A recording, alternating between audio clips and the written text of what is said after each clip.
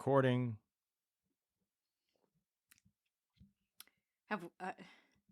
What do we do? It's been What do so I do with long. my hands? What do I do? Welcome back to Keep Stream Skip. I'm your host, Nick, I'm Samantha. and that's Juliana. Jeez.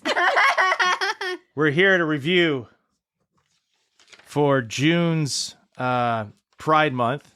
We have two films. The first one we're going to be going after is Queer, starring Daniel Craig and Drew Starkey and Leslie Manville. If you don't know what date it is May 30th, 2025, right now. But if you're viewing it, check your date. Check that date. Because it might not be 5/30/2025. Most likely will not. It's been a while. It's been a minute. It's been a little minute. Yeah. Little tiny We bit. were on little It's- hiatus. If you don't know what we do or who we are, Too bad for you. No. so Sucks to suck. Moving on. we review films and we tell you whether or not to keep, stream, or skip them. To review the rules on how we do that, simply go back and listen to the other ones. Yep. Isn't that great? We do spoiler alerts, obviously, because we're reviewing the movie. Spoiler alerts. Oh. That is a spoiler. Spoiled my pants. Oh. All right, And so where you can find this is on Max currently. yes, or wherever Hiawatha is sold. So the year it was made is 2024. The movie rating is R. It is the genre of it's drama romance, but that's bullshit. No, Yeah. it's indie horror is what it is. Yes. Yeah. It's so It's so mislabeled. the writer is somebody in the seventh circle of hell. So, Justin Kurzix? sure. Damn it. This happens every episode. Yep. Well, it was going to happen. Kurzix? Your guess is as good as mine, dude. Kurzkex. My pronunciation would be way worse. JK. No, That's the rolling. initials of Yeah. the writer. Director, Luca G. And Yep. Yeah. Guadagnino. Things we should have done before is look up the pronunciations, but Yeah. fuck it. Yeah. Because we haven't been doing this in a while, so here we I know, It's are. going to take a little while. Do also want to point out that it is originally a story written by William S. Burroughs. We could say that name. Yeah. That's why I wanted to jump to that one. So, All right. Well, what do you think? Keep, stream, or skip? Some of the actors in this movie are Daniel Craig. We did He already said that. Oh, did you? Yeah. Damn it. Moving on. And pause. keep streamer skip. All right, so we Did got look at the budget. what's the budget? Budget was $50 million For what? Daniel Craig? for Probably all the Daniel special Craig. effects. Yes, and all of the weird ass special effects, I assume. But it only grossed 6.8. Can't imagine why. Yeah, right. Can I point out? So this movie was made in 2024. We already said the writer director, whose names are unfortunately to pronounce. They're unfortunate. Moving on. Moving on. This is the same writer director who did the Challengers movie, same year, 2024, with Zendaya. The tennis. Oh my god! So what's that like? I've never seen it. But it was released in the same year, same writer, same director. Just shotgun blasting A24 films and hoping for the best.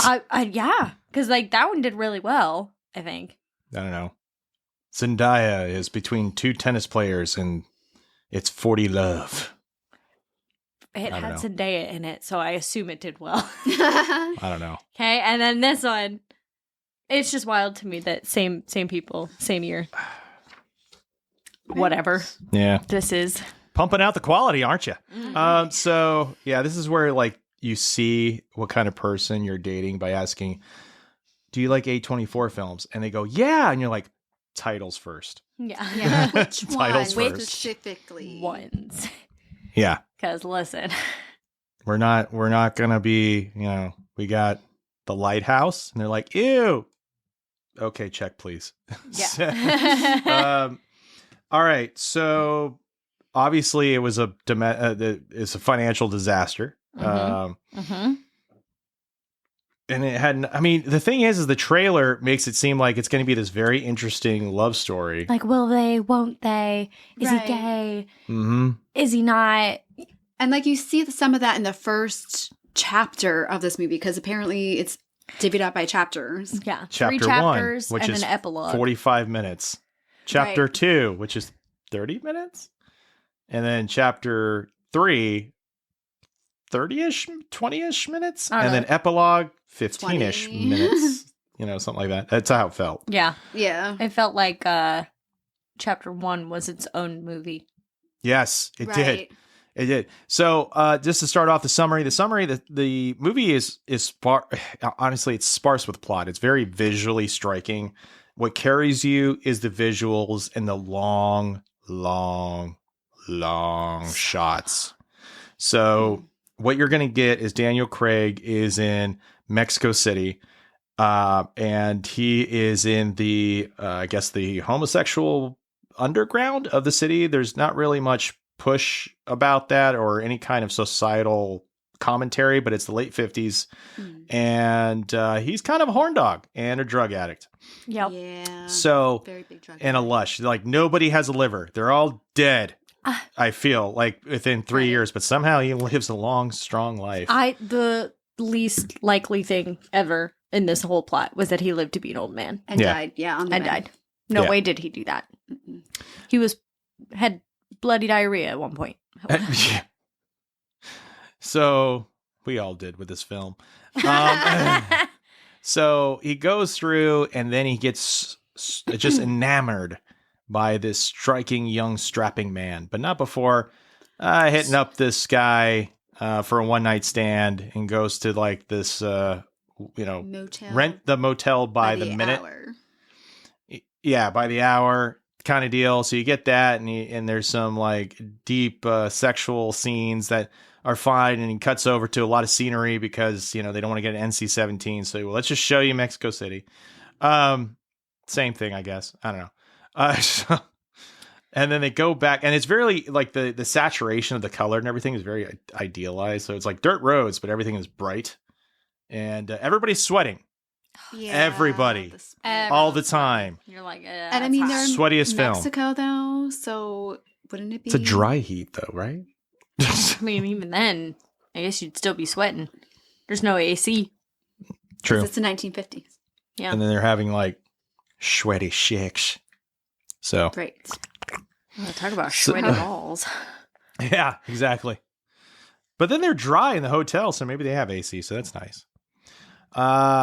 Just grabbing the ass. There's no slipping there. Honestly, that was pretty, that was probably the best shot in the film. Was the Just the two reach. ass cheeks, the reach in between. Palm in the bread I was buns. like, dang, Yeah. Daniel That's Craig. very I didn't creative. know you had game like that. Just- Buns. And going at it. Just grabbing them like cinnamon rolls, aggressive That's cinnamon rolls. I know. It was squishing And there. then he's going to add his own icing. Imagine if it were Mike Myers. Oh my god. You just see Daniel Craig grab him by the ass and he just goes, hello. Wouldn't be the first film where that's happened.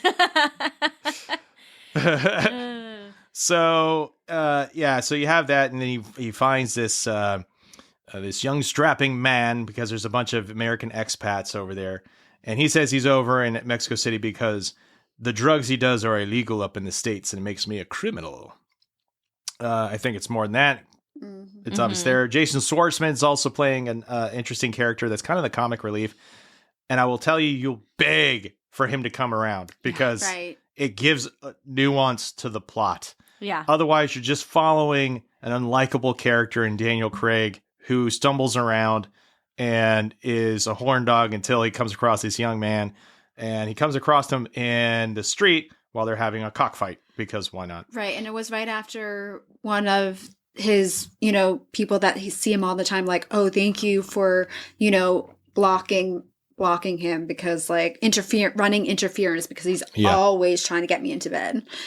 And you again just find out that that's what he does. It's true. Yeah. It's like you're thinking, oh, that may not be true. Oh no, it is. No, it's super. I know. I thought about that because you had made that comment about it that being like a women's psyche, like how do you think women feel or whatever. And I was like, yeah. You can't be friends with men. They're always trying to whatever. And that's as soon as you break up, you're like, oh, do you want to come over and talk about it?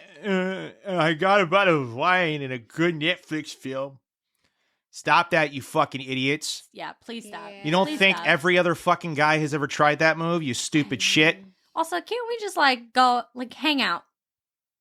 And that's it. Yeah. There's always that push. Yeah, let her lean into it. You don't have to lean into it, dude. She'll make herself known. Or in this case, him. Let him lean into it. Yeah. Stop trying to. They'll do the brush of the This is my hand. room. Yeah. Well, I mean, the second time, when he says that to the Eugene or whatever, he's the like, strapping young lad, which takes a little time. Yes. Takes a little time. Finally, a little. Which is weird because the thing is like they keep on introducing this female character he's hanging out with, and nothing happens with her at all. Just a lot of staring. A lot of glares. That's about it. Well, Fuck he it. stares Doesn't at matter. like that waitress. I don't think a couple times. he interacts with her once. Nope. Not once. At one point, he actually goes away from interacting as an interaction. Right. Because it's like, oh, whatever. Yeah, I'm not going to talk to her. So why? What's happening? Eventually, they do get together. It's very passionate after he vomits. Oh, my God. The young guy has too much to drink. He has this really bad brandy, throws up, and it is like, it doesn't show it, but the sound is incredibly graphic. Yeah. All of the sounds in this film are incredibly graphic. Yeah. And then he's laying on the bed, and you're like, dude, no, he's kind of passed out. No, he's not passed out. Daniel Craig makes his moves, because again, not really a good guy. Right. Nobody's really good in this. I don't know. I mean, except for Jason Schwartzman. His character was. Yes, even though he really wasn't, but he made it all good. Yeah. I mean, overall, I'd say he's the nice guy to know. So you end up with this thing where he is about to lean in for a kiss. He's like, does my breath smell like vomit? And I'm like, fucking course it is. Get like a cute little moment. Like, he's like, no, of course not. Like, it probably does. Did he have magic water that he swished through his mouth? No, he didn't. There's no brushing the teeth. Yeah, it was just like, okay, I'm gonna go back to his bed. It's acid bile, just right there. There's no doubt about it. It's there. So he goes ahead. They do their thing. Fast forward. There's more doing the thing, but Daniel Craig's character is so hyper and so clingy and so all over this guy. He doesn't get that it's like smothering, and eventually the guy's like, screw this. So fast forward, because I hate to say it, but fast forward. Yes. We're going to get to a dream sequence that's very David Lynch. Like, where the fuck did this come from? I don't understand why it's happening, but here we are. We're going to sharpen my little pocket knife. Then we're going to go over. There's a baby on the stairs. Turn around. What else was there? Eventually it gets to a mannequin-like woman. The woman is real, but she doesn't have legs, and she has a heroin needle in her arm. No idea. No context ever of who that woman is. Didn't she look like the woman that Eugene was talking to, though? Nah. I mean, just they both were redheads. That's about it. Yeah. But like, there's literally, I feel like this film just threw stuff at us to be like, we're art so deep. Yes. And it was like, but what does this mean? Like, you're not connecting any of this at all. Like we're trying to figure it out. And it's not that we're dense. Like, none of this is connecting to the plot. It's like those art majors in college, except you threw one down the stairs and said, make a film afterwards. Right. And they're like, okay, I got a concussion. Make the film. All right. There's a baby on the stairs. He's sharpening a pocket knife. And then there's a legless woman floating over a table with a heroin needle. Why? I don't know. Just because I thought it was cool. Yeah, it's It symbolizes those poor how majors. heroin addicts can't walk. So if you're a heroin addict and can't walk, please let us know if that's true. Then this movie Juliana, might what's your be email for you. address? We can just email it right to you. Please don't. Please.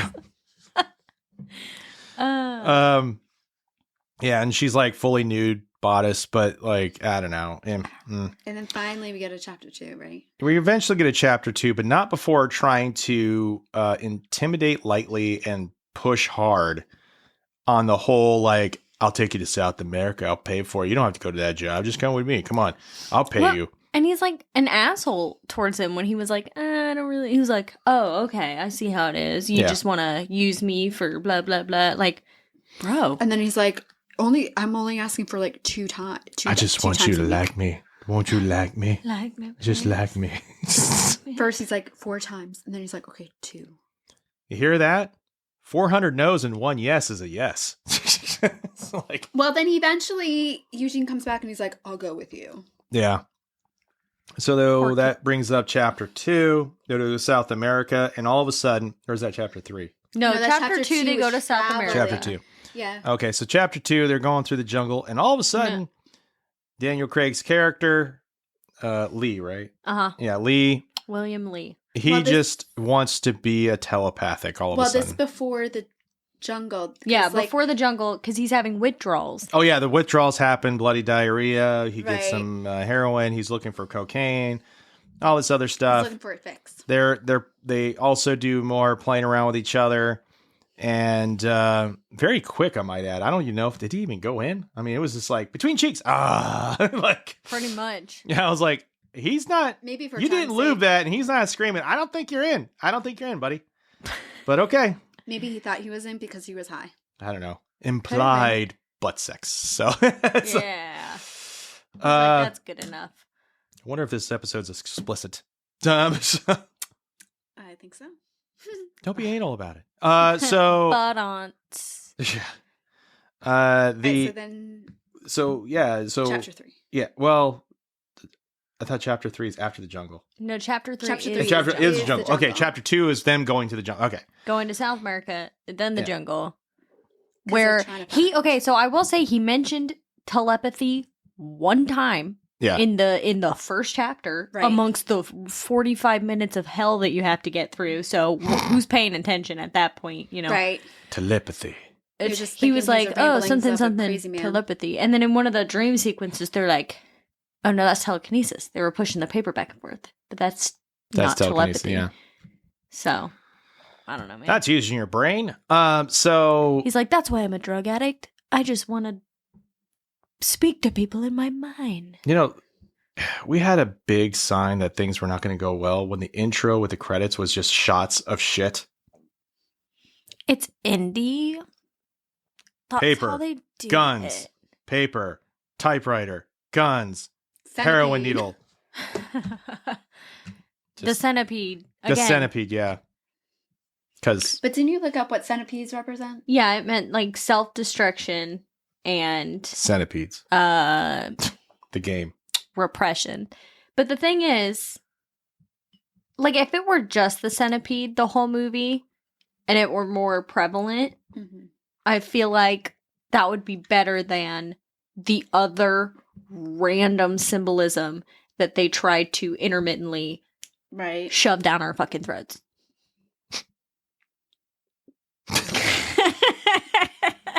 You are spot on. We're mature here. So That's what this hat means. it doesn't fit me anymore. You can have it. Yes. So you're welcome. So the All right, so they're in the jungle. They want to find this bar. yeah, and not before him going around really leaning in on the telepathy, but yeah, they go. Is it a bar that he's even looking for? No, he's looking for He's ayahuasca. looking for- yeah. Ayahuasca. So he's going through the jungle and finally comes across this woman because he got the contact. I guess go to this place and you'll get it. Random viper attack. Yeah, that's highly intelligent with a personality. It looks like he's from Jungle Book. Yeah. But what's It looked like weird- Caw. Yeah, Yeah. and I don't know, maybe there is bamboo in South America. I didn't think there was, but apparently there's a bamboo hut, and this woman comes out, and she's apparently a doctor, and she's like, I know when I see a junkie.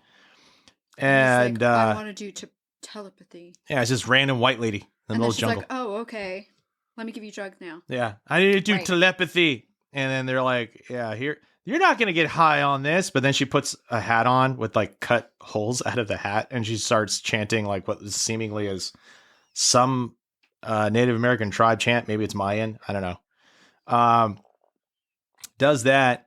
And the guys are like, we just drank a bunch of water with sticks and leaves in it. Ha ha ha ha. And then they cough. And then all of a sudden this giant placenta. Yeah. Yeah, that's exactly what. I'm glad we got that. With the heart inside of it, and they just throw it up. So they're throwing up their heart, and both of them do it. And then they get really high, and then at night they're like melding into each other in some sort of weird interpretive dance. Oh, melding. We're melting. So meanwhile, in Baby Cat, boop, boop. Actually, I like better. Baby Cat. You know, yes. Why is that better? It shouldn't be better, but it is. So, let's just watch Baby Cat. We should do that tomorrow. If we didn't have the other film. So they go through all that, and then he finally sits down, and the more transparent things happen, and then he hears the other guy. He gets the telepathy, and he's all like, "I'm not queer. Yeah. I'm disembodied." And he heard that before in his dream. So, but apparently, like, when the guy, when they're like, let's just go to sleep, and you see a tear roll. So you're thinking, wait, is he not really gay? And then he's doing all this stuff, even though he's not really gay. And so they leave. They're going through the jungle. The doctor actually before that does this weird speech that seems like she's coming on to the young guy, but let's just move on. Yeah, because I couldn't tell you. Yeah, it's just weird. I just couldn't stop staring at a little peach fuzz. Just a little peach fuzz right there. While she was like, there's a lot of texture in this film too. Yeah. Sweat and texture. The mixture is just and texture and sound on par with the, like, Love Lies Bleeding did sound, but they did it good. Like, it was unsettling, but like in a purposeful way. I feel like this was just like, let's amp up every mic. And there's a fucking plot. Just because. Yeah, the other one. So, I mean, there's a plot, but this is like so thin. Was there? It's tissue thin. So we get to the jungle, and he's following the young guy, and you can see he's losing track, and he's just like, I'm losing track. But all of a sudden, boom, you're shot up in the sky into space, and you see little tiny Danny Craig just spinning. Took him 2 years to come down from that. And then and land back in Mexico City. That's right. 2 years later, boom. Boom. He's And back it's and just looking him. good. Not the other guy, which we find out via dialogue. Again, this is like everything you're just told everything by people. Yeah. It's like guy's like, oh yeah, he went back into the jungle with some other dude, and no one's heard from him since. What? Did he contact you? Yeah, because I had a cell phone in 1950. It could have been like a fucking like Star Wars scroller. Literally. With the space, it goes up into space and you see Star Wars scroll. This is a very easy film to riff. I welcome you all to do it because I was trying to take it seriously, and then we all started making fun of it because we couldn't help it. We try not to do that because we don't want to influence our opinions, but we're all kind of on the same page. It's just what happens when the plot is so lackluster. There was like no substance. Gotta have to fill it. So eventually we get to 2 years later, Jason Schwartzman. Thank God he comes back around. Lovely dialogue and fun, and we kind of go through that, and then he's just existing. We know that the young guy apparently is with this colonel, and he went down there because he needed a guide. It's kind of wink, wink, nudge, nudge. He's a guide, but he's actually, another young man with another older man doing once again doing the ayahuasca. So. Yeah, and then all of a sudden, and then there's the epilogue. Yes. It was very, the third chapter is very short. So epilogue happens, and then you see Daniel Craig back into the hotel, and then he falls asleep, and then you're woken up into another David Lynch thing. He's looking into the same hotel that he's actually in. He looks inside the window, and then he sees himself go inside the hotel, and then all of a sudden he's an old man, and we're all waiting for what the plane's doing in the background. Well, you forgot the random Ouroboros. Oh, yeah, the random Ouroboros sucking itself. Yep, and then him shooting the other guy in the head. Yeah, he shot the guy in the head, and then he's all like, glass. oh no. It's very cut. It's like cut. Yeah, and for what, though? What did any of that mean? Why is there a glass table on top of him initially? I don't know. Why use the Ouroboros to symbolize, circular, like the circle of destruction that he's on, when first of all, you already had the centipede for that. So why not fucking use the centipede again? Number two, was it really a circle of destruction? Because he lived to be an old man. Right. Was there any consequences and it to took his him fucking like actions? What, 10 years to die? Yeah, there was no like. It felt like that. There was, when he's like dying on the that bed. movie felt like 10 years. Oh, yeah. There was literally no payoff. The only thing that like I thought the symbolism was tack sharp was at the very, very, very end. But so eventually you get transported where he's sitting in the chair in the same hotel. It is in the future. You feel like it's in like the 80s, 70s, somewhere in there. He's got a cane. He eventually slowly crawls on the bed. And then in the memory of the young man and the passion they had, and then passes away and dies. And so when he dies... And that took 1,000,000 years. Oh, yeah. Mm-hmm. And when he dies, it fades to all these colors, and not the bright white light, but the colors, which is indicative of what happens when a person does die. They start to see colors. And then roll credits. Yeah. So, queer. So that's... You want to hear a wild fun fact? Yes. Sure. Fucking crazy. So, the shooting the thing off the head that he does where he actually shoots him in the head. First of all, they were playing that game, I noticed, when you remember when he little spring like, whatever, and the woman had the water gun and was trying to whatever. Right. Both of those were to symbolize the actual author, William Burroughs, actual murder of his wife. He killed his wife like that and got off scot-free because it was an accident.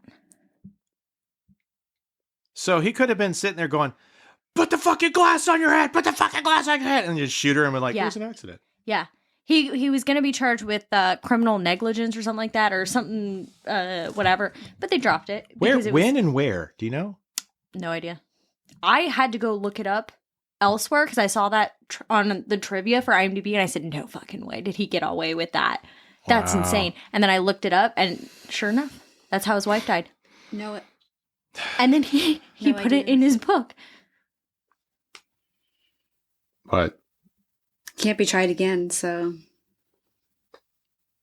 Are you trying to say you want to play a game with me? No, I don't want to play. You're going to shoot me now? You're going to shoot me? Yeah. She'd be like, put the glass in your head. It'll be so funny. She puts out a phone out, and then she just takes a gun. And it goes, bang! Oh, no! Okay, we need to delete this portion because if that does happen. Listen. But if anybody wants to play... Life insurance pays out during an accident during a game, right? With a gun and a glass, don't do it. That's what I got from this movie. Yeah. Make sure it's a dart gun. Not a lawn dart, but a dart gun. I don't want a dart gun. I don't want anything in my... I don't want... Well, those little spring-loaded little Nerf... Nah, I'm fine with the water gun that one lady was using. It was a spring. It went... Little dart. Little foam dart. Listen, I wasn't paying attention that closely. I was more interested in hanging out in that party than I was in anything else because they look like they're all having a good time. All right, so now let's do our ratings. Screenplay. I feel like I'm being generous by giving it a 4. I gave it a 5. I gave it a 6 only because it had a beginning, middle, and end. It went through it. Mm-hmm. It was not something you can get lost in. You can cook, use the restroom, come back. You're going to be fine. Unless you got yourself and you came back. But you missed some symbolism. Yeah. Well. See, here's the thing. I gave it a 4 because despite having a story that you could follow, it threw in an excess amount of garbage to make it. Mm-hmm. I feel like it was pretentious. I felt like it tried to be. It absolutely is pretentious. So whatever, and it was just hot garbage. Yep. So I docked it extra points for that because fuck you. Yeah, I felt like to Take that, A24. Yeah, well, like I felt also Read your like goddamn scripts. the first one, the first chapter, like was leading up to something, and then when it didn't, it was just a complete letdown because like you're not like I was invested in it, but still, you know, there was like no resolution, like no solid payoff, like even a negative, like, you know, Requiem for a Dream has like such a horrible ending, but it still really, is I laughed out loud. It was such a great comedy. No, ha ha ha! Classic comedy. remember when Zach Galifianakis was doing ass to ass? Listen, we got to get out of Mexico, guys. This is the only way. No, but for real, like it actually had like an ending that was satisfying in the fact that, I don't know, there was depth to it. Yeah, there was nothing. That wasn't just, I don't know what this was. I don't know how to put it into words. Yeah. It was bad. I get it. Direction. I give it an 8. I give it a 6. Gave it a 7. Oh, God. It's better than the writing. Still not great, though. Well, I look at it this way. Direction has to try to make this plot move forward and do its thing. And he's got the script. He's trying to do whatever it says. He did exactly that. The actors acted the living shit out of this thing. And it has to, I would say the direction had to have something to do with that. So good on you, Luca. Acting. Acting, I gave it an 8. 8.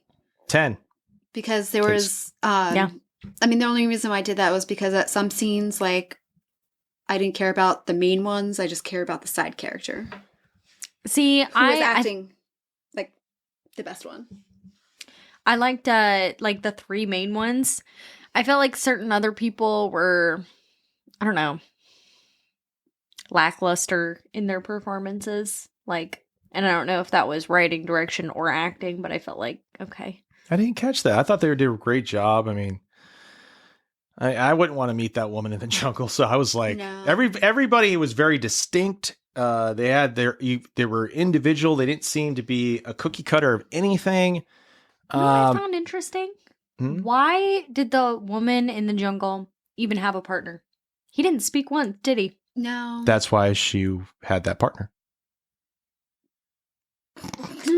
The ideal man? I was letting you guys have the joke. I was like, all right, I teed it up. Where's the hit?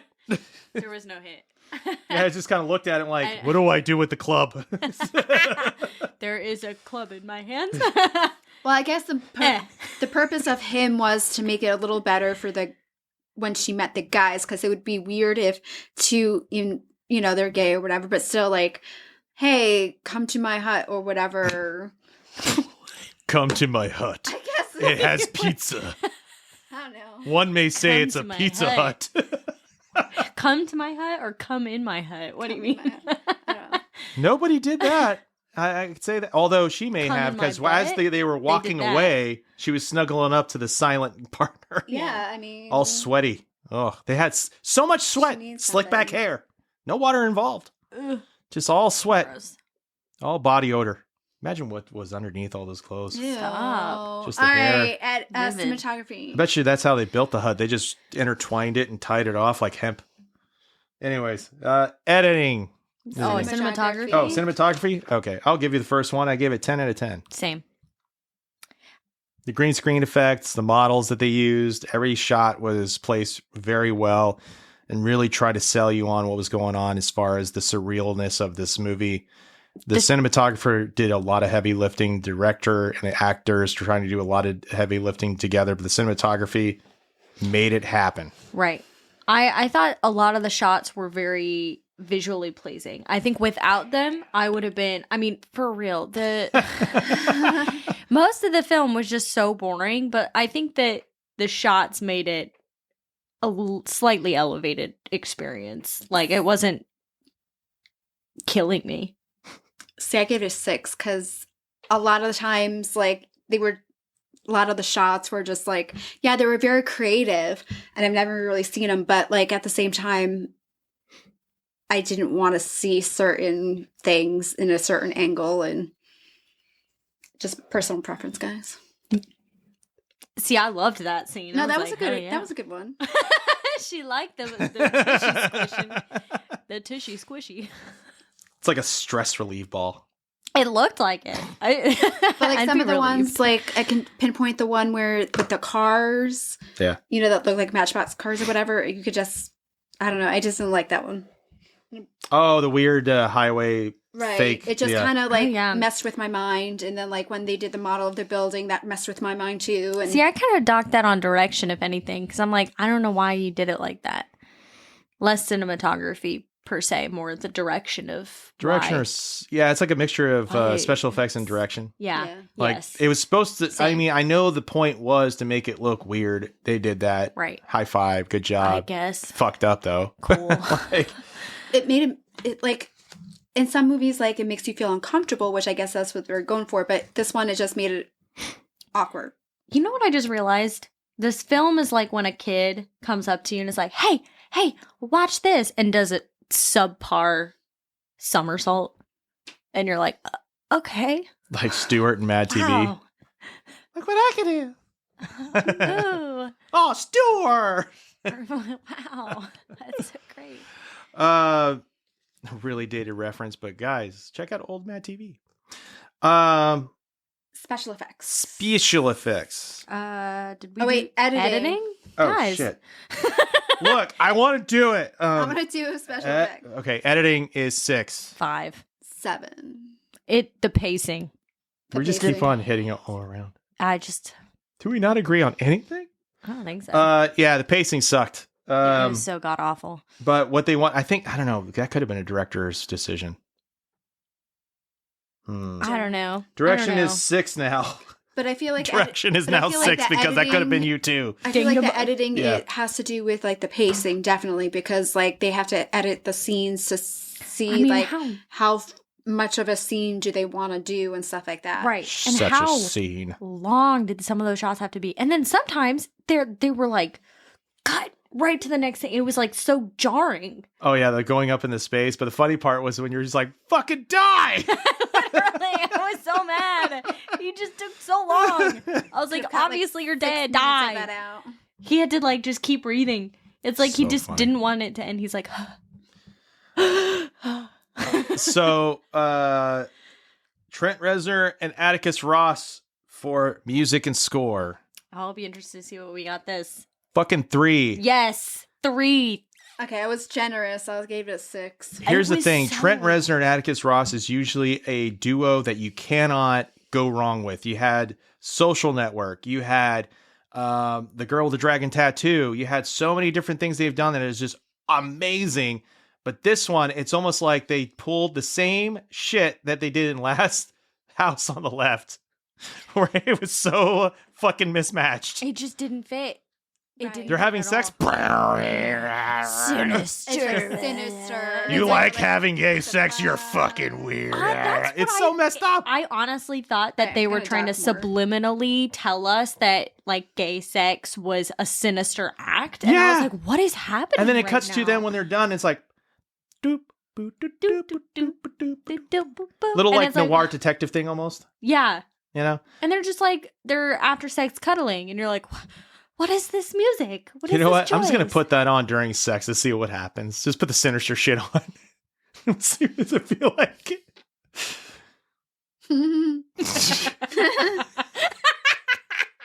I like where this is going. You heard that. I love Pride Month. Thank you, the gay. Gay's in. Gay's good. I love gay. So... Was Daniel Craig your gay awakening, Nick? No, that's not where I was going with that. But anyways, I'm getting sweaty in Mexico. Special effects. I reserve my comment. So a 7. Special effects, I gave it 10. I gave it a 10. Wow. Yeah. I didn't like it. One in particular scene was sitting in the bar when he was like sitting in the bar in like the first part, and like he was fading in and had, the TV feeling out of place. I thought that was cheesy. He's feeling out of place. It was almost like a music video. Even though it was like that, the green screen, the way they did the what looked like to be bad AI, the translucent stuff, where they were going into their bodies. Or their skin. Yeah. Okay, that was done well. That's why I didn't give it like an outright like 5 or something. I thought that looked good. I thought the translucent stuff was weird. Weirdly done. Like the bodies melting into each other. Every time he did it, I felt like, ugh. It's a lot like The Society. If you don't know what we're talking about, if you've seen The Society, it looks a hell of a lot like that. Which, by the way, definitely buy The Society. It's a great film from the 80s. All right, so what's your overall? 7. 5. 6. Don't watch this on shrooms or any other hallucinogenic. Please don't, because watching it without was wild.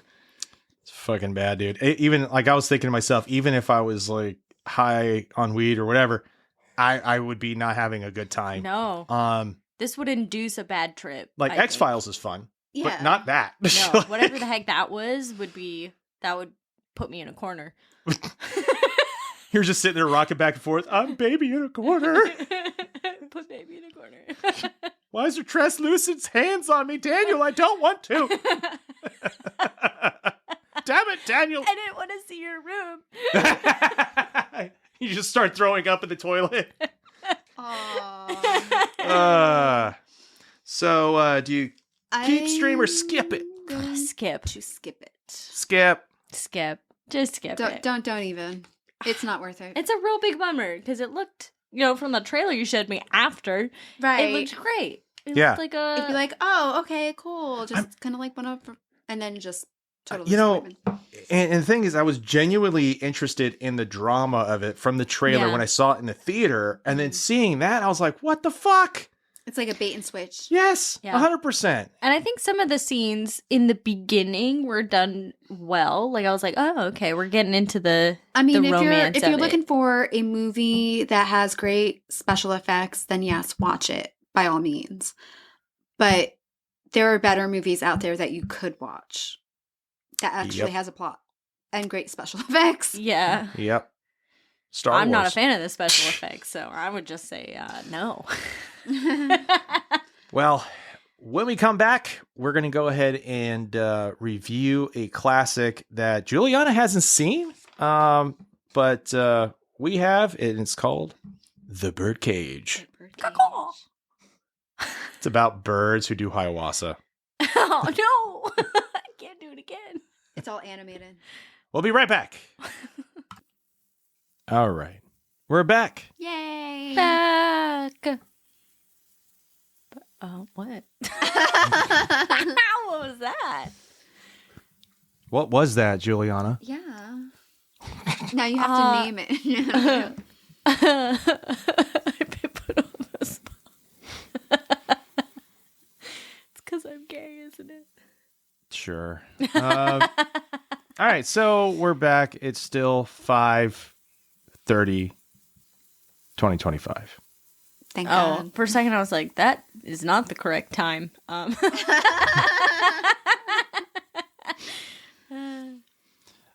So we're reviewing The Birdcage. It was made in 1996 or released in 1996, starring Robin Williams, Nathan Lane, and Gene Hackman alongside Calista Flockhart, Hank Azaria. Hank Azaria, whoever Val was. I couldn't tell you. He's so familiar. The mom from The Lost Boys. Yes, for a minute I had the whole name. She's in a my Bad head. Mom's Christmas. Yeah. The mom who's a mom in a lot of mom movies. She's a mom. She's a lot. mom. She's a mom. Bad mom. Sorry, character actor. Where you can find this movie is Disney Plus. Yeah, well, yeah, Disney, Hulu. and you can find it on Hulu and Prime. Yeah. Just in time for Pride Month. Pride Month. And June 1st, they'll probably take it off. Yeah, that's actually what I was expecting. I was like... They'll be like, It's like when they take all the horror movies out from October and slam you with a bunch of Christmas films, and then Christmas time comes around, and all of a sudden you have all horror films. Like, it doesn't make any sense. Right. Or like summer films, it's like, all right, it's December 25th. Here's Mars Attacks. Okay. This is obviously a comedy because it has Robin Williams in it. It's well, rated now that's R. not always the I think case. What, you didn't think there's Bicentennial Man was a... Good Will Hunting. That's knee slapper right there. It is. Yeah. It is. I thought they were Matt hugging. Damon. Yeah, Dead Poets Society was really funny. Oh, yeah. Yeah. Especially when he kept on 1 getting hour the same photo, desk yes. accessory. He just kept on happening again and again. He's like, fuck it. I guess I'm going to die. Yeah. another fountain pen. Oh, Captain, my Captain. Hello. Oh. See it. You're going to just laugh your ass off. Oh, it's so funny. Emphasis on the Dead Poets Society. All right, No, so the budget for this movie was $31 million, and it made 105 185. 85 million. So it definitely was a successful movie, and we know why. Yeah. Written by, I'm thinking Jean Poiret. Poiret. It's not Poiret, so it's got to be Poiret. Yeah, it's Yeah. part of it. I think Francis- it's French. Now, is it Francis Weber or Weber? I got Weber down. I think it's Weber. Never heard of be. Weber. I'm like, that's a new one for me. And Mike Nichols is the director. It's the director. So, There was another man accredited to writing on Oh. IMDb. what was it? Edward Molinaro. I don't know why. Does he- Sometimes they add people on there. You know, like It could be like a what do you call it? With like when they need the script to be. this was also based on a hit play. Oh, oh, So well, from maybe he was the 1978, playwright then, because so- you know they like to do that. Remember with Last Christmas, where Yeah. they Well, and even just the 3,000 last writers one. later. Well, even just the last one, the last movie that we just saw. yeah, like they they had. added the author. What of what the book. movie did we see? I don't remember. I was high on Too ice. long ago. I was high on it. Ayahuasca, but anyway, it's in the. Anyway, I was like, it'd be like I was in the walk-in closet and I thought I saw Marie Antoinette and I threw up my heart. Let them eat cake. Yeah. So I couldn't think of someone famous and that just popped in my head for some reason. I don't know. Marie Antoinette. Yeah, it just popped in there. Interesting. Summer Olympics, I guess. That was a long time ago.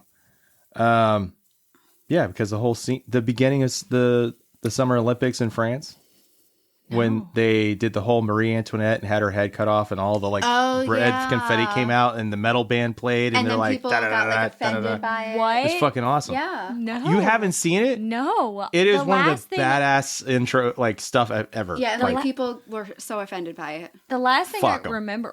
Why would you get offended by that? was a bunch Marie of Antoinette. Americans. because there's also some stuff that was very like they were doing a I guess a painting, like an homage to a painting, but because it had skin tight suits, people in America immediately went, must be gay, and then they were like, Right. no, it's based on this painting.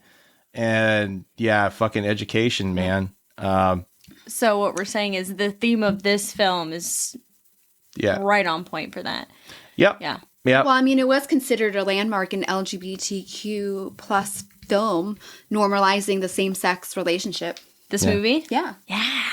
Years before same-sex marriage was legalized. Because it wasn't even like I feel like certain movies in the past with same-sex marriages or like there's a lot of stereotypes or like they make it a part of the joke or something. Right. Like I know that Friends gets a lot of heat for the way that Chandler's dad is dad is portrayed. I don't know, is she trans or is she drag? I never don't saw know. that part. They get a lot of heat, the show, for Right. the way that she's portrayed on that show. Yeah, like watching this movie, you almost think that it's normal. You could have told me that this was made in like 2012, and I'd be like, yeah, yeah, It was definitely before its time. right, absolutely. Yeah. So let's go over the summary of everything in the plot.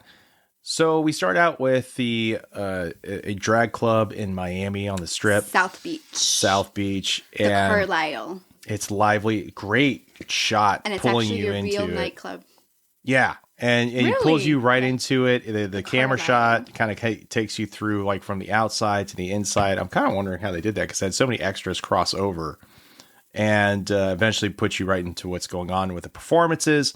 and introduces you to Robin Williams' character, who is frantically trying to figure out where the hell the next act is, which happens to be his partner, played by Nathan Lane. And who is Albert, who originally Robin Williams was offered the part of Albert. But he was like, no, I'd rather do Armand, yeah. because he felt like that was much more of a challenge for him. Which is weird because it feels like Armand is a shoes fit kind of character for him. Even though it's not like over the top, it just felt right. It felt like that was his part. And so we go into there, we get introduced to Nathan Lane, who is overly dramatic about all sorts of things, and it's very hilarious. We also have Hank Azaria there. And this is... who is trying to be the assistant at the time, who's also the houseman, like the maid and so forth, at their apartment that they live above the club itself. I cannot express enough how much I love Hank Azaria's character in this fucking film. Right. Every time he was on screen, I was dying. I love it. I loved the vibe, the outfits, the accent, like everything about his character. I just love it. I don't wear shoes. So he's an outlandish character themselves. They're very well defined, and they are caricatures in a way, but not offensive caricatures. They're caricatures because of their zany nature. Robin Williams, Armand's is very grounded, but and eventually get introduced to Val, his son, who is also very much like him, very grounded.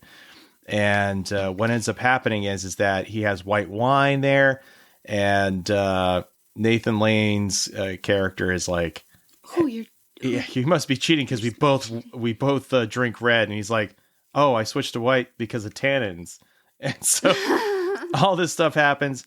But really, it's because he wants to meet with his son privately and talk with him. And the son says, "Hey, I'm going to get married." And his fiance is played by Calista Flockhart, who you might know from Ally McBeal. Going back to Hank Azaria, you might know him from all sorts of things, but mainly from his voice overwork with The Simpsons, like playing Mo Sizlak. So I know him from Friends. Yeah. Or playing the scientist guy who's kind of bashful with it's Lisa just Kudrow. A whiplash. Like, I was like, because, I rewatch Friends all the time, obviously. Right. And so seeing him, I was like, wait a minute. His, like, what was it, 3 or 4 episode arc? Yeah. Most famously known for a 3-episode arc. Well, not the Godzilla film. It was like, it might have been 3 episodes, okay? But it was like over like the whole series. Okay, he kept showing back up. Oh, that's true. That's true. So it's more than 3 episodes. His main arc was like 3 or 4 episodes, but then I guess honestly, I think it was only like 2. Really? 2? Yeah, he was introduced and then he was like gone in the next one. Oh, and then he came back a couple seasons later for like 1 episode. Right. And then he came back again like season 8 or 9. Right before she married Mike. Right. Just funsies. For like a couple episodes. Mm. Well, so... There's your history. Yeah. On Hank Azaria's just go to IMDb to see his stuff. So why even listen to us? Just go IMDb, watch the film, fuck it. Good night. Bye. Why are you even here? Yeah. Why are we here? You could be doing better things. No, not us. We don't have anything better to do. Yeah. So we're introduced to all this stuff that's going on, but Val is going to get married to Calista Flockhart. The craziness that's happening is because her family is actually ultra conservative, a cartoony portrait of republicanism back in the late 90s, which is now the fucking mainstream. So you fucking people out there that are like that should kind of think to yourself, gee, if that was considered hyperbolic, maybe I'm fucking crazy right now. Honestly, like anyway. when they were all talking, I was like, is this supposed to be funny? Because it really is reality at this moment. Right. Right. Back then it was supposed to be funny, but now we live it the hell that... Right. Like everything that they were saying is things that people say today that I'm like... Right. And just kill the mother. Let it go down with the ship. Good overemphasis. Like the funny thing is, even with the scandal of the guy who The other senator? The other senator that happens and people... Right. Because they are hypocrites. Oh, yeah. So... And funny enough, that... So... Go ahead. Oh, no. Go ahead. So the senator, which was he was a president, the senator... Well, it was coalition, president of the coalition that they had, which was like this ultra-conservative morality thing. Like morality. He was the one who got caught with a underage black whore who happens to be portrayed by Angela from Boy Meets World. His words. Yes, his words. Yeah, let me preface that. Yeah. Can I also, like, sit back? I'm just thinking everybody's like, wow. She thinks they're called whores. That fucking whore. Yeah, I'm like, wow. Sorry, guys. She called me the prostitute one time. Now they're all whores. No, is it kind of awful, though, when they originally had stated, like, oh, we should caught with this whore? Why was I thinking it was, like, a man? Like, yeah, it was a dude. It's because we were talking to have that conversation about Republicans on Grindr. Like, oh, God, yeah. I think that was it. Subliminally, I was like, yeah. Well, I mean, this fact that it was so bad that it crashed the damn website in that area when they had their convention. I mean, hello. So right. The funny thing is that we're introduced to Gene Hackman, who's this ultra-conservative guy. And what's interesting is he keeps on saying, like, oh, Reagan, too liberal. Bob Dole, too liberal. Oh, what was it? Bill Graham, too liberal. Now, these guys, if you don't know, back in the day, were the fucking, like, as far right as you could get in that time. And now, the joke is, today, they would be, like, considered liberal compared to what's going on. Maybe not Bill Graham, but, you know, the rest of them for sure. And, so this is used as a caricature for him, juxtaposed against the free nature of Armand and Nathan Lane's Albert.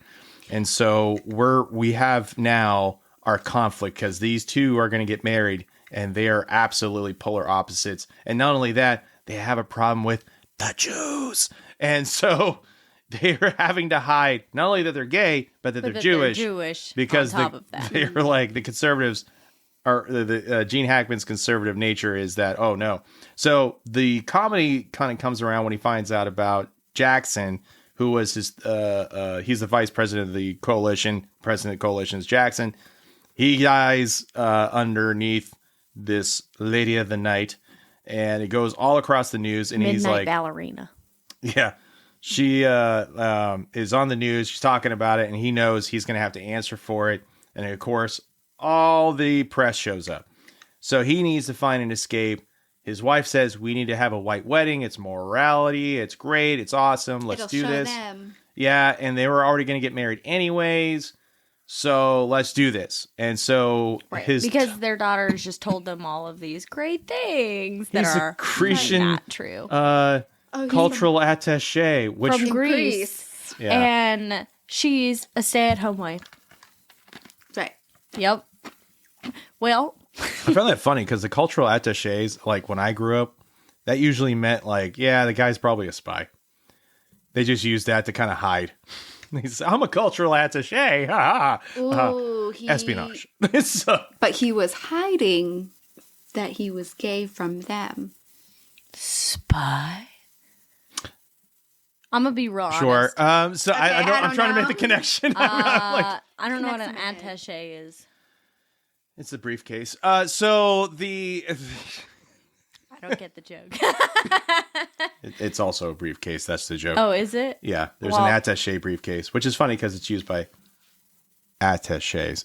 So it's like the aluminum briefcase you see in Spies and stuff. Anyway, let's move on to the summary because it's not about culture attachés as we find out. It's about the club owner. He's really gay.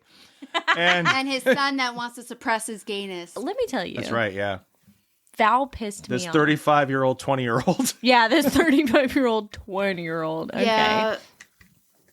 Go ahead. He really pissed me off too. Yeah. So Val is trying to convince, like, there's this little back and forth, and you know, Robin Williams, Armand is like sitting there going, he doesn't want him to get married, but you kind of feel like it's because he knows he's getting older. He's 50 years old. And he's seeing his son now in the situation that he wants to get married. He's too young. He's 20 years old, but he's like, all right, fine. But how are we going to tell, Albert? Right, because it's not just that you're getting married, but Val wants to hide everything. That comes along with it because of the senator that they explained to about, like, he starts saying, hey, there's a hitch there. I need to do this. And at first, Armand is like, no, fuck that. I'm done hiding. This is why I'm here. 20 years. Right. He's like, I'm done. Right. No. Yeah. And you have to remember, 1997, he's 50 years old. He's talking about hiding 20 years. So you're talking about like through the AIDS scare and everything else and the stereotyping that happened during that time. So it goes on and on and on. And it really has history that's recent that doesn't have to be said because when you're watching the film, you know it. But then again, what happens too is that he reflects on it. He's like, no, I'm not going to do it. And he's like, you know what? I got to do this for my son, though. Because this is what he wants. He capitulates. Yeah. He basically compromises and says, okay, let's do this. So he gets all of his friends, his workers and everything. They start to renovate the place, but they have to make sure Albert doesn't know about it because Albert is going to lose his shit. Mm-hmm. So. And they got to take away all the gay things. Yeah. Yes. All the. And put stuff back. The fertility statues that are well endowed, the paintings, which some of them I'm like, that doesn't seem gay, but okay. It was pretty gay. Well, one of them was like a bulldog with something written in lipstick below it. It was only pan past. And I was like, didn't see that one. They didn't change the wallpaper, which was actually kind of a neat wallpaper. It had like the little tropical leaves or whatever, but they put huge drapes over everything. So the whole house is like draped. Right. Yeah. They're like, screw it, just drape it all. Yeah. And they took out all the furniture, so they're sitting on these ornate chairs. In my head, I was like, they got those at a thrift store or something. Oh, yeah. Because they were mismatched. Well, they said that there was a thrift store across the street that they were Oh, getting all did the they? shit. Yeah, they kept on doing all this horse trading. Yeah, because they got that moose head first. Yeah. It's like, oh, yeah, we picked it up at the thrift store across the street. That's Val's so like, funny. don't add, just subtract. Yeah. Don't add, just like subtract. the Playboys. Yes, the Yeah. Playboys. So Albert, of course, walks in at the wrong like. time. This is what they like. He freaks.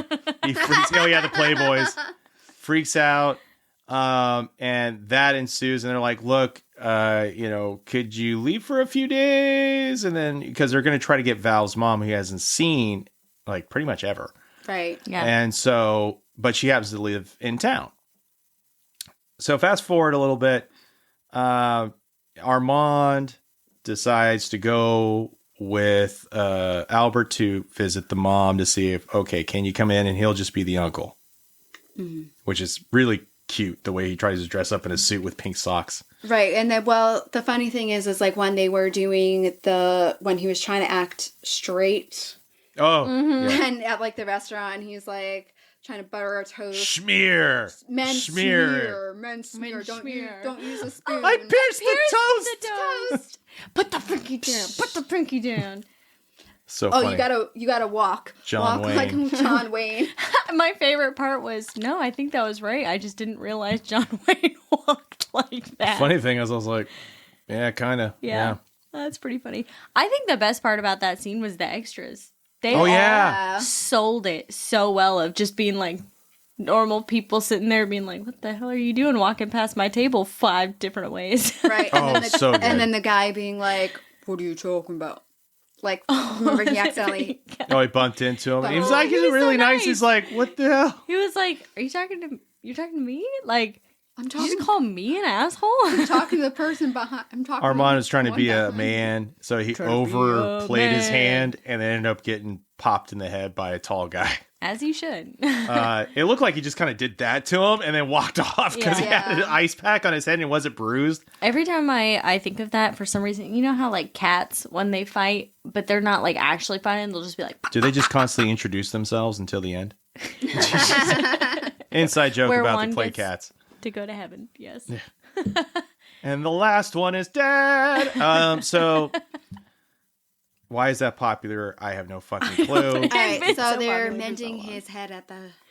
So yeah, they're still trying to figure out what to do, and they go over to see the mom, who's played by Christine Baranski, just top form as always. And they kind of show the backstory through a wonderful way of doing exposition by them reminiscing. So you get how Not Val telling. came to be. Right. Which was they were in a theater, show together. together. Play, in a show, musical, Yeah. whatever. And she seduced him. Yeah, because Christine Baranski's character didn't know that he was gay. And he's like, And he's like, let's what the hell? try Why it." not? And then one See thing what led it's to like. another, and Val came along. Right. So he agreed to take Val, and from that point forward, Val only knew Armand as his dad, and then eventually Albert. As his mom. Is his mom. So she agrees to do it, but not without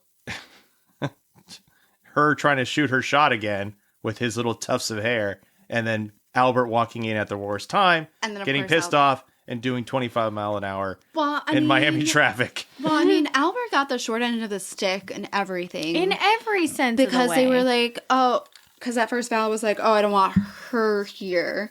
And then it was like, and then, of course, then the mother had to come in, and then he's like, okay, well, what do I have now? You don't want me to be the uncle, and I can't be the mother. Like, It was just so horrible because Val treated him horribly. And, like, it's great character writing to make Val kind of the villain almost. Right. Like, in a way, in a sense of, like... The heel. Right. Yeah. And societally, he's kind of like, oh, it's just not going to work. He wants to people please his future in-laws, Yeah. Whatever. Hide who you are. Exactly, Don't be just who to- you are. just to- Conform. Right, to please other people. So it makes sense, although he was an asshole for it. Everyone kept treating poor Albert like he was overreacting to everything, when my guy was just told over and over again, stop being who you are. Like, right. Yeah, and Albert is who he is. And although a prima donna at times, because the beginning, that Albert, the only time Albert was seen in a negative light where it was like really was In the the beginning, opening, yeah. and then was given the Purins. Like it's just the A and S scratched out of aspirin. So that way he thought he was taking Conform. something that would relax him. If it wasn't for the Purins, I wouldn't be able to do the show. So anyways, that's going all the way to the beginning. So eventually, going back and forth, Albert comes out as the mom from the back, because now the family, we're just going to fast forward through this. Yeah. So the senator and his wife come in. Albert's in the back. They're trying to do their thing. Armand's all dressed to the nine. And Agadora, played by Hank Azaria. Agador Spartacus. Spartacus. Hello. Agador The Spartacus. butler. Agador Spartacus. I am here to serve. Very trying to be overly masculine, but now becoming a cartoonish person, even more so than his own personality. Mannerisms just sold it. Because, you were out of the room for that split second, but when he came back up and he was like, what do you want? Yeah. Well, and then the mother, and then Val's mother, she was running late, so Albert stepped in as the mother. Yeah, and the best part is, as a caricature of an overly conservative mock-up of what Republicans want.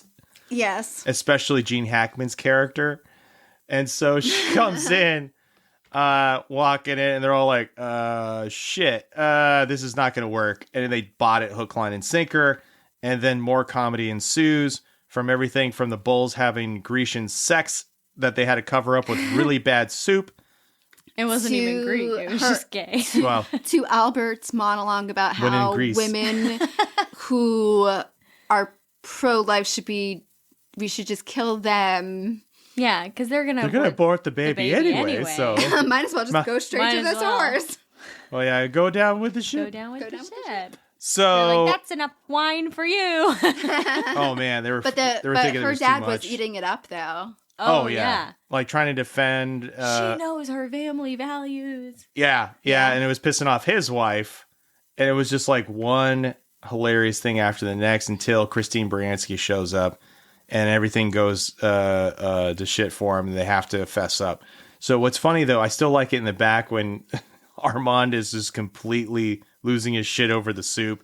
And then you have Agadora sitting there holding shrimp, just starting to cry. He's like, God damn you, stop crying. It's okay. We'll solve it. And then he does a pratfall and then gets back up. God damn you.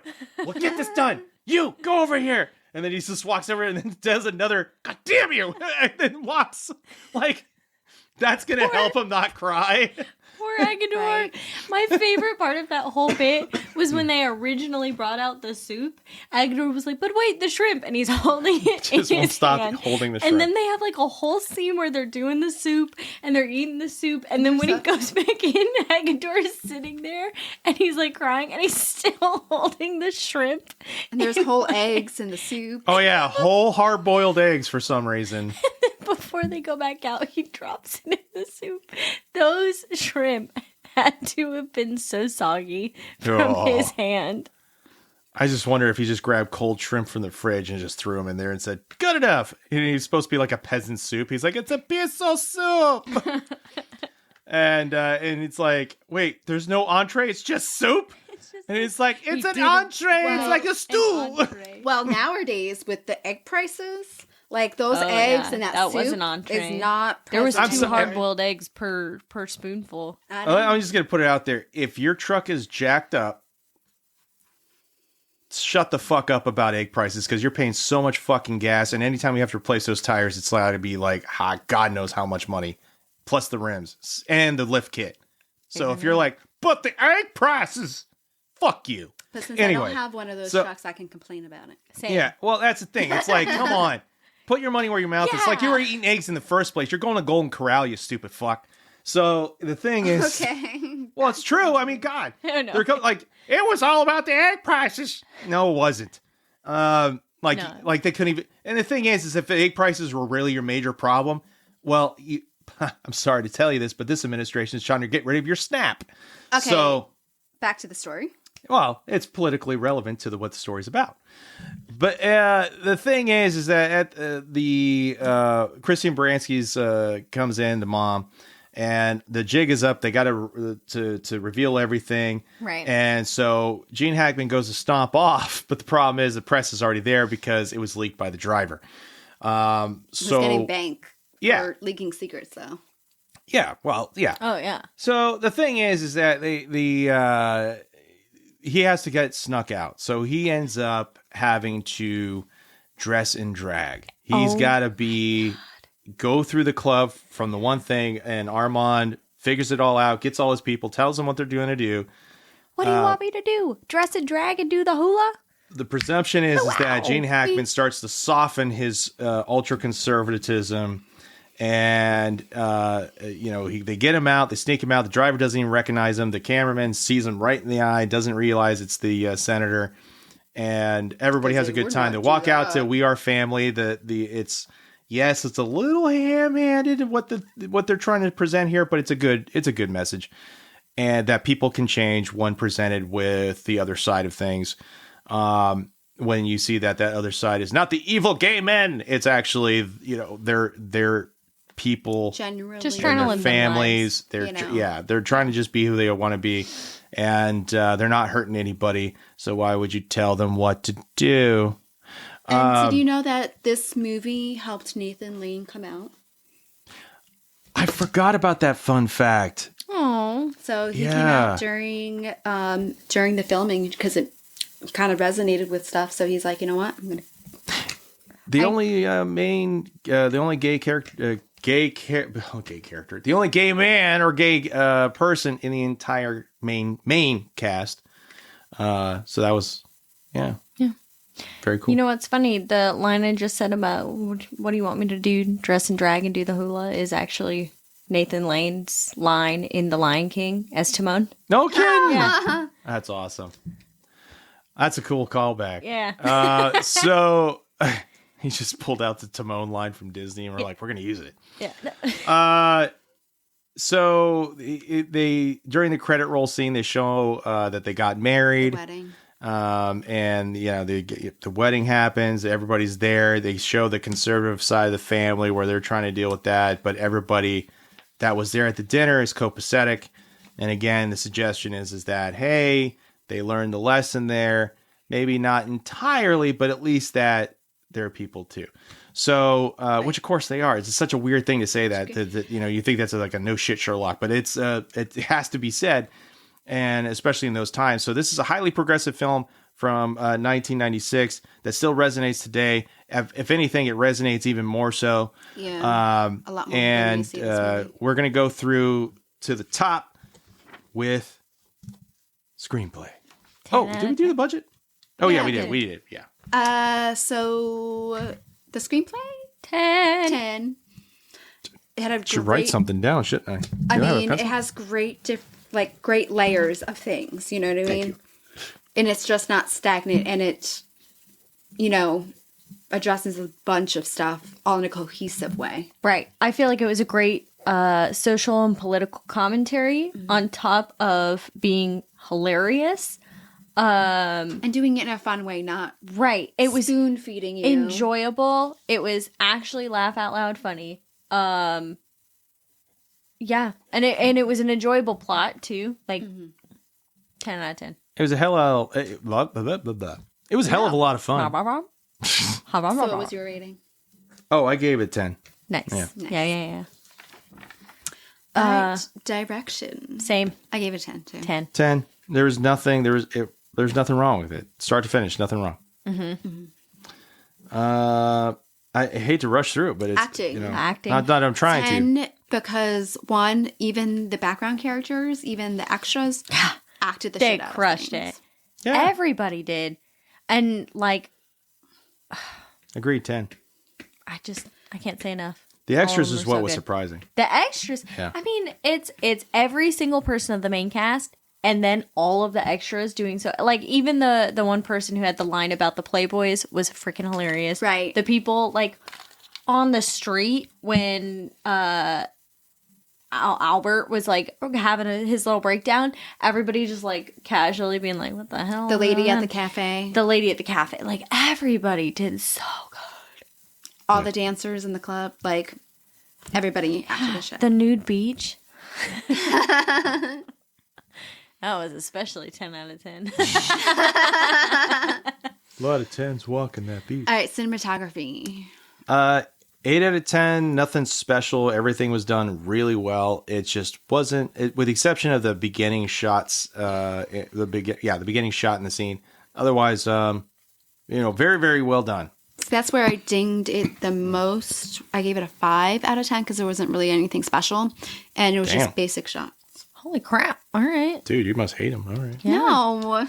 No, I gave it a 10 because, I mean, for that, I went back and forth because I was like, normally I don't give such high ratings if it's just like, no special shots. But I think I just loved it so much that I wasn't paying attention. So I don't actually know if they had any special shots because I was just enjoying the hell out of myself. Yeah. So 10 out of 10. All right, editing. 10. I gave it a 10 because the pacing was perfect. It didn't feel too long in any areas, didn't feel too short in any areas, and it ended right where it should. Loved it. Yes. Good job. I gave it an 8 out of 10 because I feel like I could have had more. I don't know. I just wanted a little more. No more of this for you.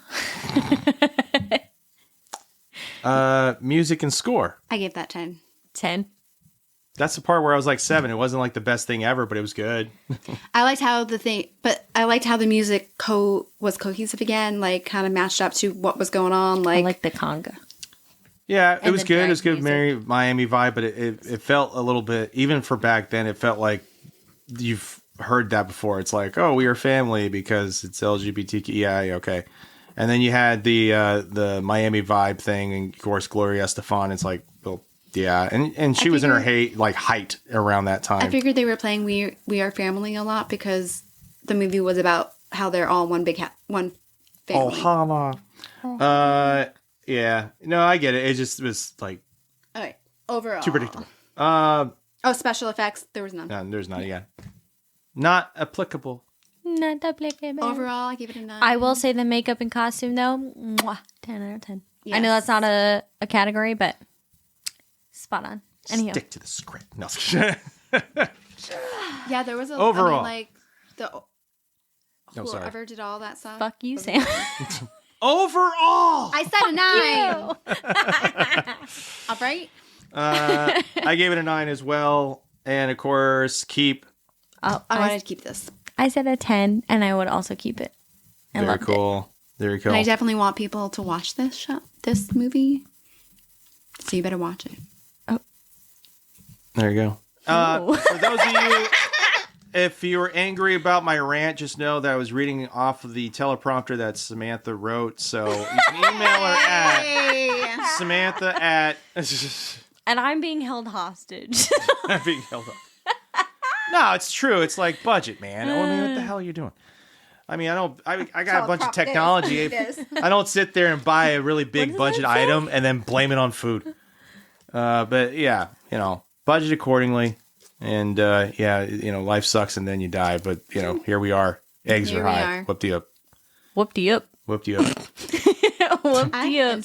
Any last thoughts? New tagline. Meow. Oh, whooped you up. Whooped you up. That's the last thoughts. Yeah. Whoopty. Oh, and ayahuasca vibes. Please like and subscribe. Oh, yeah. Podcast. Yes. Like and subscribe. Share with your friends that are like-minded. Yes. And enjoy Pride this month. Love freely. And anybody who criticizes us in the comments, just downvote them and be like, you suck. You suck. We don't like criticism. They're clearly I need my safe space. I was about to say that. I need my safe space. Butters, get on it. Start deleting all my show me only the positivity. Yep. We're going to censor the fuck out of you guys. We've already been doing that. Why do you think we have like 12 viewers? 12 viewers. Just keep blocking people. We're back, all 12 of you. Yay. Anyways, that'll take us out for today. Thanks for sticking with us in the delay. We had a lot of life happen between episodes, which is why they're kind of sporadic. Plus, we're trying to upload things on video. We're going to be uploading things faster on our podcast on audio. So go ahead and check out whatever streaming platform you use for that. You'll hear it first there, and then eventually you'll get the video, just so that way we can speed things up. So if you're like, I need to have it now, okay, check out the audio first, and then eventually you'll see it on video. You're welcome, you little crackheads. That's it. That's it. So let's see. We've offended. Oh, stop it! I'm not done yet. Sam's like, fuck you. I need to do the countdown. All right. So who have we offended on this episode? People with the name, people who like A24 films that are not horror, conservatives with big trucks, conservatives who like Gene Hackman's conservatism, conservatives who have big trucks and complain about egg prices, conservatives who complain about egg prices, crackheads, mothers who want to die and take the baby with her. What else? I don't know. Sam stopped writing on the prompt. Sam, keep going. Oh, whores. That was the other one. That was the other one. Samantha thinks prostitutes are all hoolas. And that they don't have the right to have bodily autonomy to sell. They do. And be good sex workers. No, Sam, why are you writing that? I know. You've seen my hands. I'm not writing anything. Well, But that's why it's on the doesn't need her teleprompter. hands. You typed it beforehand. She's typing with So something. that's 8. 8. All right, It's that's our the count. So we're going telepathy. to have a new thing. Yeah, telepathy. People that have telepathy. So, old ladies in jungles who sell ayahuasca with silent partners. Oh, and sweaty people. Very, very sweaty people. Oh, no. So I think that's going to be our new thing. How many people did we offend? Yeah, we'll have an offense. Oh, and counter. safe spaces. Safe spaces, too. That's keep, stream, skip. Tagline. Fuck everybody. Stream skip canceled. Who are we offending today? Yeah. Yeah, you better watch your pants. Our next guest be reviewer will be pants Bill now. Burr. That'd be actually awesome. All All right. Well, that will definitely take us out then. Bye. Peace, y'all. See ya.